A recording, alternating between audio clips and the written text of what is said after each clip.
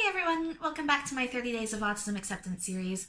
I'm sorry that I'm still a bit behind. Things were very busy with Easter weekend and being home for a couple days, but I'm going to try to catch up today. The prompts were made by Autie-Jake on Tumblr. As always, a link to his blog will be in the description.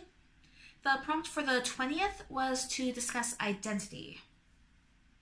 Do you prefer person first, person with autism, or identity first, autistic person, language? Why? Do you consider autism to be an important part of who you are?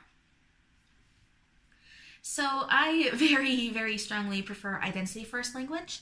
This is, of course, the kind of thing that does vary from person to person. There are definitely some people on the spectrum out there who prefer person first, but for myself and most of the people in the community that I have interacted with, the general consensus is that identity first is preferred.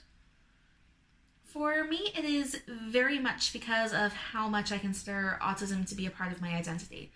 It affects literally everything about how I interact with the world, from my special interests to the way that I process information.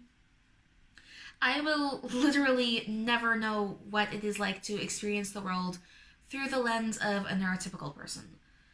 I never have, and I just never will. Referring to me as a person with autism kind of strips that away, and it makes it sound like my autism is something extra, an add-on, something that can be separated from me, but it can't be separate. And honestly, as much as things can be a challenge sometimes, I don't want it to be separate. Getting the diagnosis was such a struggle and took so much time and effort, and now that I have it, I don't want to lose it.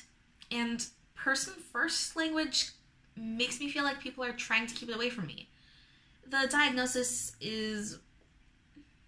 that was what made me feel for the first time that my experiences do matter, and identity first language, referring to myself as an autistic person rather than a person with autism, that's the kind of language that makes me feel like that's valid. Obviously, this is something that will vary from person to person, but this is how I feel about the language, and I know that there are a lot of people in the community that feel similarly to me.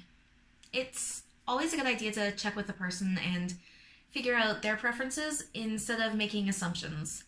Anyway, that's about it for this one, so thanks for watching, and I will see you again for the next prompt. Bye!